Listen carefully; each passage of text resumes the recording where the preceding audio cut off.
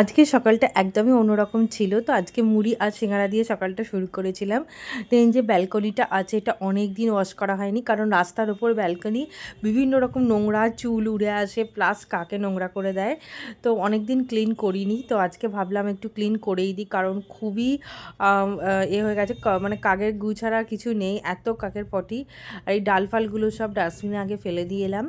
দেন এখানে আমি বারান্দায় গেলেই কি হয় কাকটা তেড়ে আসে। মানে কেন জানি না কাকটার কি প্রবলেম। আর এখানে তো আজকে কালী পুজো আছে রাস্তার উপরে। তো আজকে ভালো করে আমি ক্লিন করলাম। আর ক্লিন করতে কিন্তু অনেকটা সময় লেগেছিল। তো মোটামুটি ক্লিন হয়েছে। কারণ ছোটো বারান্দায় আমাদের কোনো কল নেই। তো ওইটা একটা খুব প্রবলেম। বাথরুম থেকে জল নিয়ে এসে ক্লিন করো। আরও মানে খাটুনিটা ৩-৪ গুণ বেড়ে যায় কষ্টটা। আর এখানে এখন পাঁপড় ভেজে রেখেছে মা, যেহেতু আজকে শনিবার, আজকে পুরোপুরি ভেজ। তো একটা দিন একটু মানে আমার না শনিবারটা খিচুড়ি হলেই ভালো লাগে, বাট রোজ তো খিচুড়ি হয় না। ভাত, ডাল, টক দই, সবজি ছিল আর পাঁপড়, স্যালাড। তো এটা লাঞ্চ হয়েছিল। বিকেলে খেলাম কফি আর বিস্কিট।